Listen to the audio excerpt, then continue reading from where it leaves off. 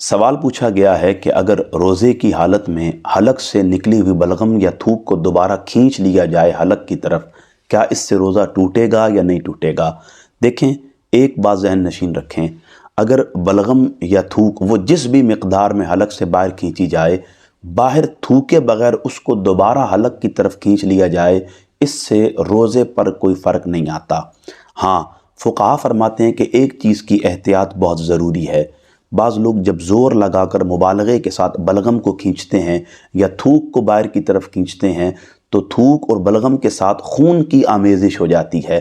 اب بلغم اور تھوک کی مقدار جتنی بھی ہو، چاہے وہ کم سے کم ہو یا زیادہ سے زیادہ ہو، اس میں خون کی ذرہ بھر بھی آمیزش ہو گئی، اب اگر اسے دوبارہ حلق کی طرف کھینچا جائے گا تو اس سے روزہ ٹوٹ جائے گا۔